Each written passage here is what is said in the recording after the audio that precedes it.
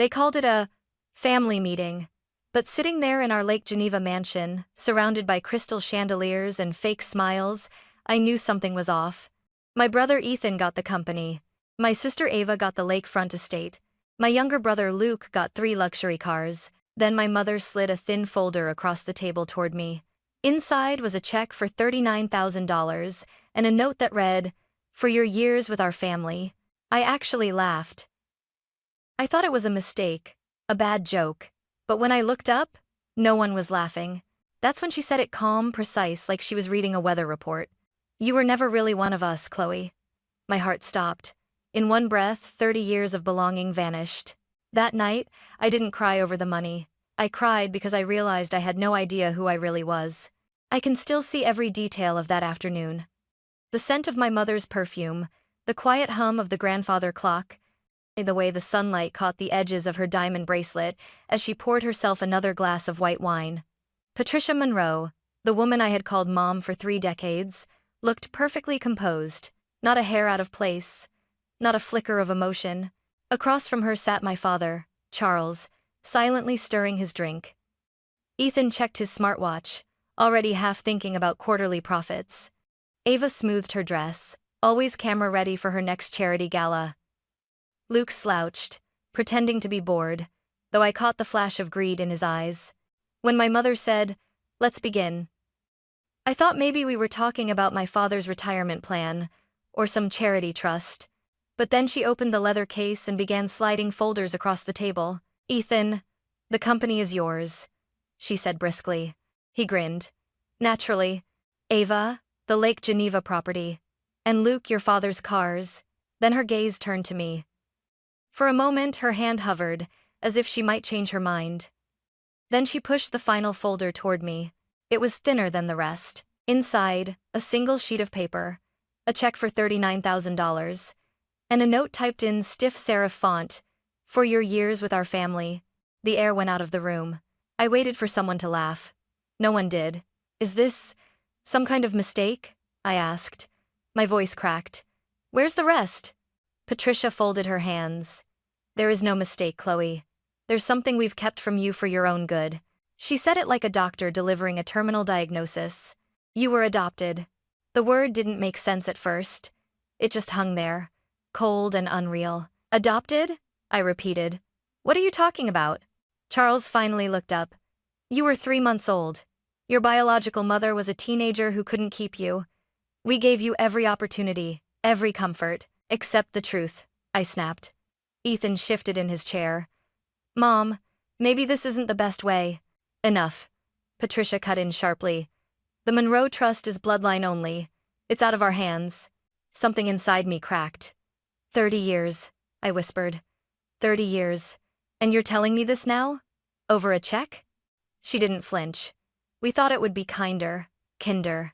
The word echoed until it lost all meaning. I stood so fast my chair scraped the marble floor. "Keep your money," I said, my throat burning. "You've already taken everything that mattered." And before anyone could stop me, I walked out of that mansion, my so-called home, knowing I would never set foot in it again. I don't remember the drive home, just the rain, the blur of headlights, and the pounding in my chest that refused to stop. By the time I pulled into my apartment, my hands were trembling so hard I could barely turn the key. 30 years. 30 years of birthday dinners, family vacations, Christmas mornings, and it had all been a performance. I dropped the envelope on the counter like it was poison. The check fluttered out, landing face up under the kitchen light. $39,000. The price tag for my entire life. My phone buzzed. It was Mark, my boyfriend. "Hey, how'd the meeting go?" he asked casually. I laughed too loudly. "Turns out my family isn't really my family." "What do you mean?" "They told me I was adopted. Today. The same day they handed out the inheritance." Silence. Then, softly, "Jesus, Chloe." I sank to the floor, my back against the cabinets. "Do you know what my mom said? You were never really one of us. Like I was some stranger who'd overstayed her welcome." Mark's voice came through the speaker, low and steady. "Come here, please. You shouldn't be alone." But I couldn't move. I stared at the photo wall above my couch. Me in a graduation cap, Mom's arm around me, Dad clapping proudly in the background. My chest tightened. They had smiled for the camera, lied for the world, and called it love.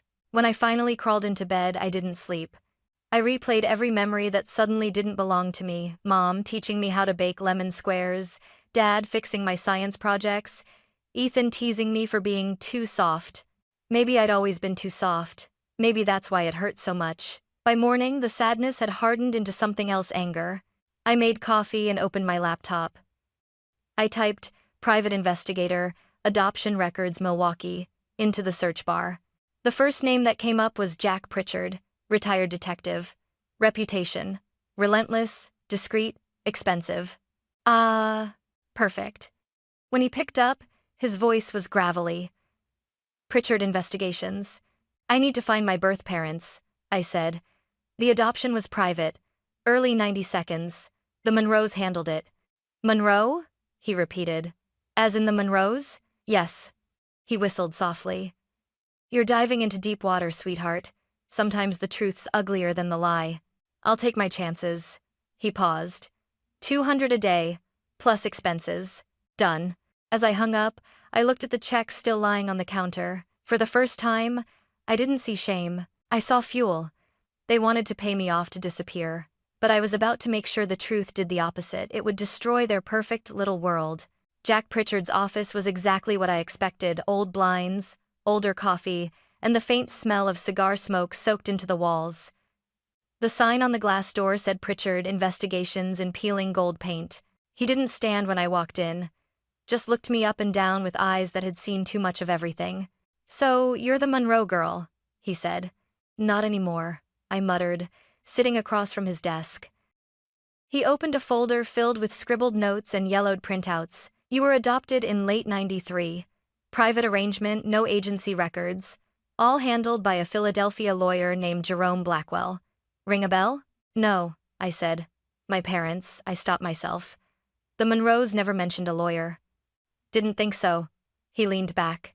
"The file mentions a payment $40,000. Came from a holding company called Landon Enterprises. Offshore route, clean as snow. Someone paid a fortune to make sure this adoption stayed buried." My stomach clenched. "You're saying my biological parents were rich?" "Maybe. Or maybe someone powerful wanted you gone." I stared at the name on the paper like it was written in fire. Landon. I'd heard it before. Landon Enterprises was one of the biggest private investment firms in the country. Jack continued. "Your birth certificate lists your mother as Julia Bennett, age 19. No father listed. Address? A boarding house in Philadelphia. She disappeared 3 months after you were born." I swallowed hard. "Is she alive?" He shook his head. "Haven't found a trace yet. But I'll keep digging. You ready for that?" "What do you mean?" "Some people don't like their past being dug up, sweetheart. Especially the kind with bank accounts in the Caymans." I folded my arms. "You said you were relentless. Prove it." That earned me the faintest grin. "You've got fire. I like that. Give me 2 weeks." I nodded, slid an envelope of cash across his desk, and stood. "Chloe," he called as I reached the door. I turned. "When I find what you're looking for, it might not make you happy. I didn't know dated as God. I didn't know dated ones. Not might nodes. I'm not looking for happy," I said. "I'm looking for real." As I stepped out into the cold Milwaukee air, the sun had already set, and the streets shimmered with rain. For the first time in my life, I wasn't anyone's daughter, sister, or heir. I was just a woman chasing a truth that had been bought and buried long before I learned to speak. And deep down, I already knew whatever Jack was about to uncover, it was going to change everything. 2 weeks passed like I was living in a fog. Every time my phone buzzed, my heart jumped. Every shadow felt like a secret watching me. Then, one Thursday evening, the call came. Jack's voice was different this time, lower, strained. "Chloe, you sitting down?" I was standing in my kitchen, holding a mug I suddenly couldn't feel. "Just tell me, Jack." He hesitated. I could hear him exhale through the receiver. "Your biological father is Michael Landon." The mug slipped from my hands and shattered against the tile. For a moment, the name didn't register. But when it did, my knees almost gave out. "Michael Landon?" I whispered. "As in Landon Enterprises, the billionaire?" "The same one," he said quietly. I double-checked. "Your mother, Julia Bennett, was his intern." 19 years old. He was 27, married, and running his father's firm. I sank to the floor. No, no, that's impossible. It's not, Jack said. I found the payment records. He paid her to disappear, Chloe. $50,000 through a shell company. But here's what you need to hear: he knew where you ended up. He's known for 30 years. I pressed a trembling hand to my forehead. You mean he's been watching me? Indirectly. The Monroes were one of his business clients. He kept tabs. Probably thought he was protecting you from a scandal. Protecting me, I laughed. But it came out as a sob. He erased me. Jack went quiet. Then, softer. There's something else. Your mother left a letter. Before she died. My breath caught. She's dead? Passed away 5 years ago. Breast cancer. But she left instructions with a law firm in New York. If you ever came looking, they were to give you the letter. Tears blurred my vision. What does it say? I haven't read it, he said. But I spoke to the firm. It's addressed to you and to him. She wanted you both to know the truth. I wiped my face, my fingers shaking. I need that letter. I'll arrange it, Jack said.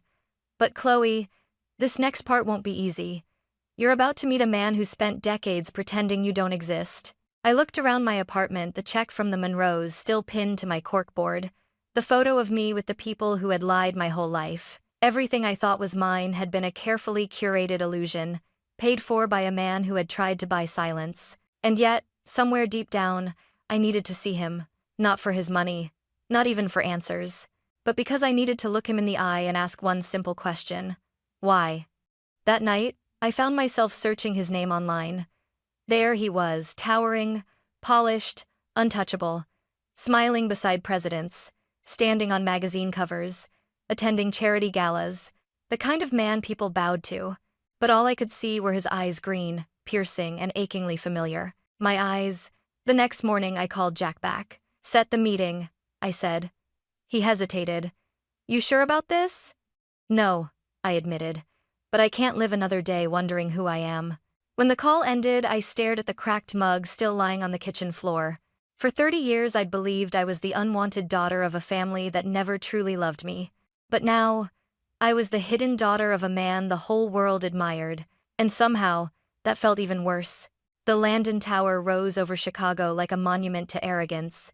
50 stories of mirrored glass that caught the sunlight and threw it back at the city, daring anyone to look too long. I stood in the marble lobby, clutching Julia Bennett's letter like it was a weapon. My palms were sweating, my throat dry. I had rehearsed what I'd say 100 times, but now that I was here, all the words dissolved. The receptionist looked up.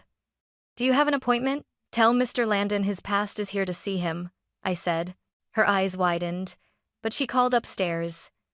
10 minutes later, 2 security guards escorted me to the private elevator. The ride felt endless. When the doors finally opened, I stepped into a room that looked like a magazine spread dark walnut walls, a wall of glass overlooking the skyline, and behind a sleek desk sat Michael Landon. He looked up slowly, and in that instant, the world tilted. Those eyes, green, sharp, familiar. Mine. Can I help you? His voice was deep, composed, rehearsed. I stepped forward, my heart hammering. I think you already know who I am. He frowned. I'm afraid I don't. Julia Bennett's daughter? I cut in. The pen slipped from his hand. He froze, color draining from his face. How did you find you? I said. Turns out money doesn't bury everything. He stood, straightening his jacket. You shouldn't be here. Neither should you have been in her bed, I snapped. The words echoed off the glass walls. For the first time, the billionaire didn't look untouchable. He looked human, cornered, aging, guilty. You don't understand, he said quietly. I was young, stupid. I made a mistake. A mistake? I stepped closer, slamming the letter onto his desk. You bought her silence. You bought my life. And you let strangers raise me while you pretended I didn't exist. He flinched.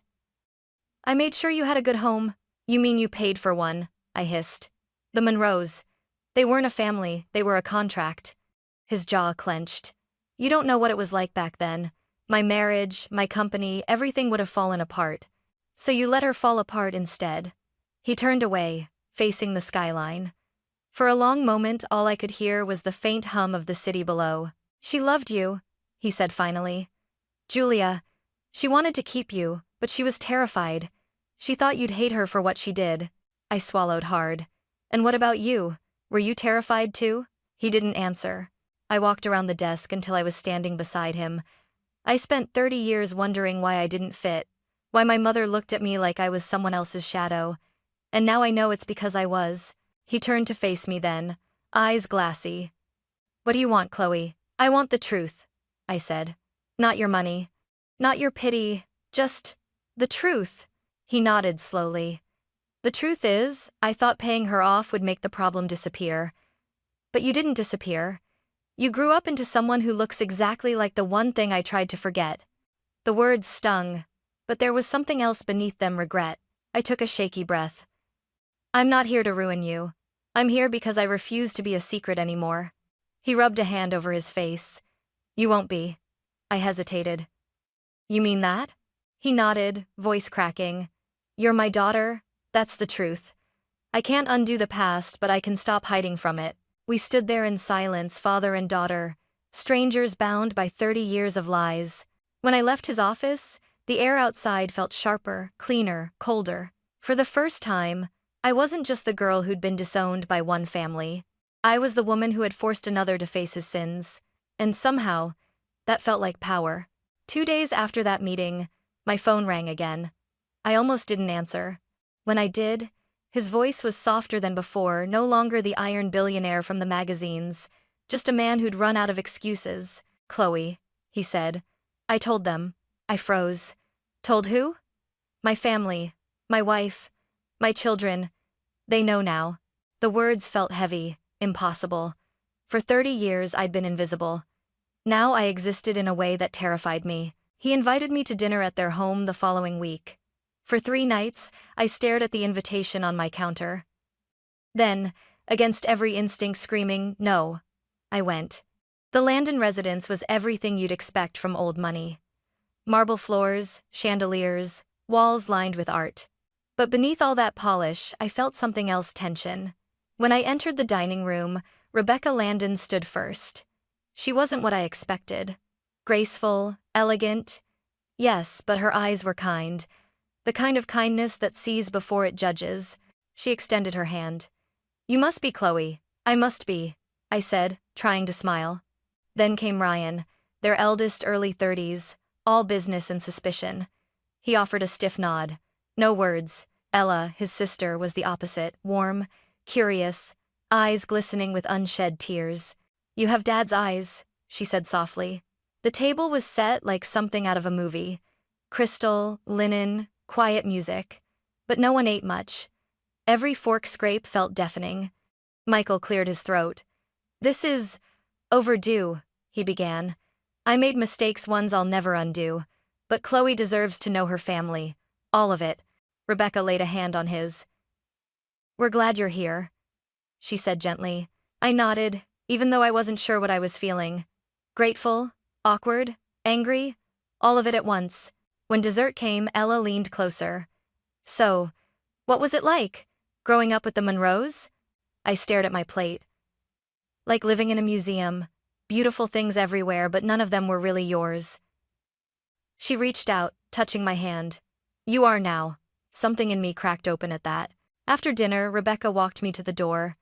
"He's been carrying this for decades," she said quietly. "Don't punish him forever.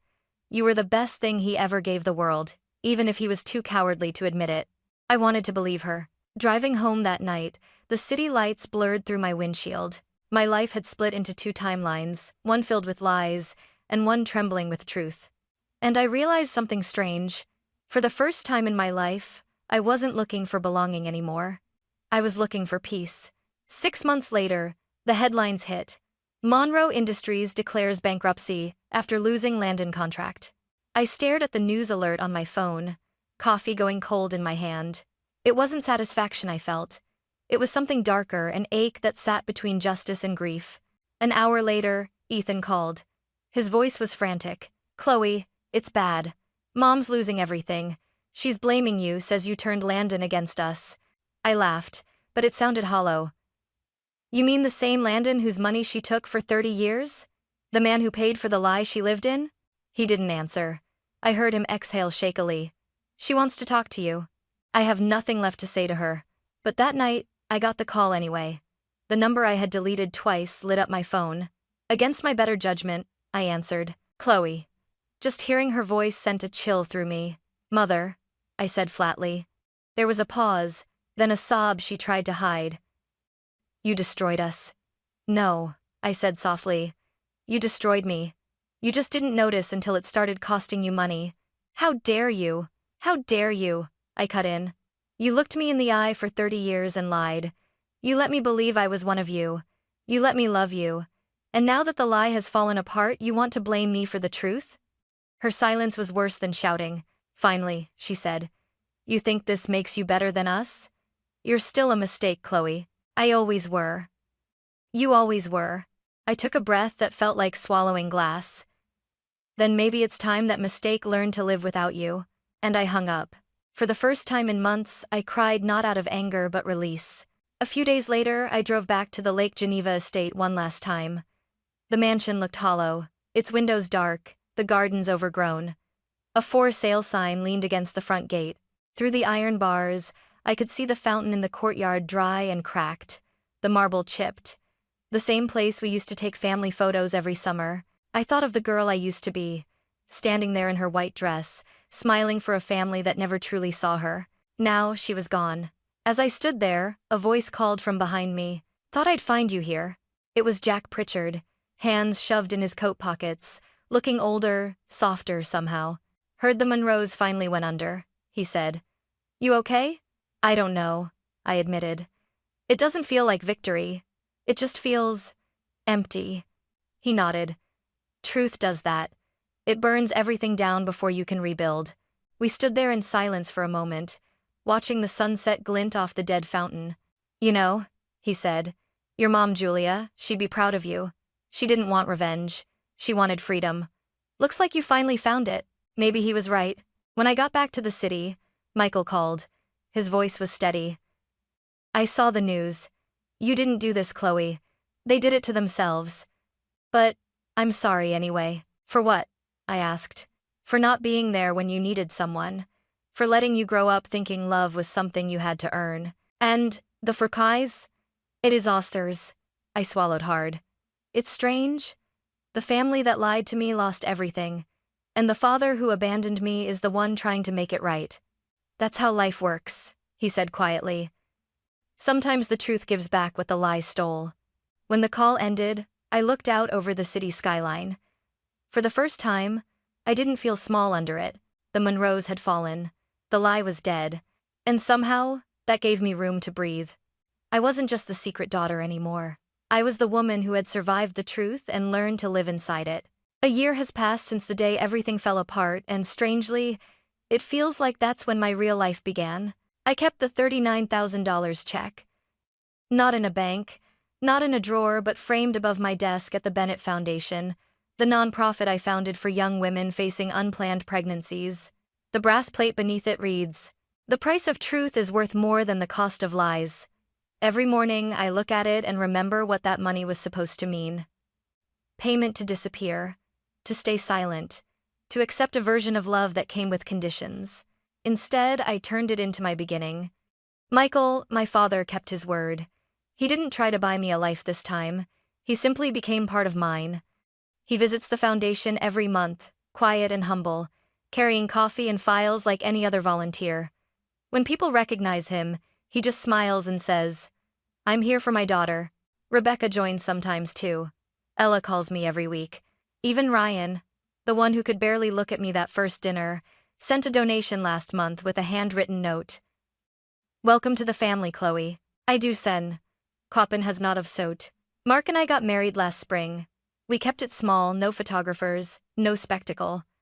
Michael walked me down the aisle, hands trembling, tears he didn't try to hide. Rebecca hugged me afterward and whispered, "You have your mother's grace." She didn't mean Patricia Monroe. She meant Julia Bennett, and that's who I carry with me now, the young woman who was silenced, who refused to let her daughter grow up without truth. Sometimes I drive past the old Monroe mansion. The new owners painted it white, Planted roses along the walkway. It's beautiful again, but it isn't mine. It never was. My home is smaller, warmer, filled with people who know my story and love me anyway. I used to think the truth destroyed me, but it didn't. It rebuilt me piece by piece, scar by scar into someone stronger, freer, realer than I ever was before. Because in the end, family isn't who gives you their name, it's who gives you their heart.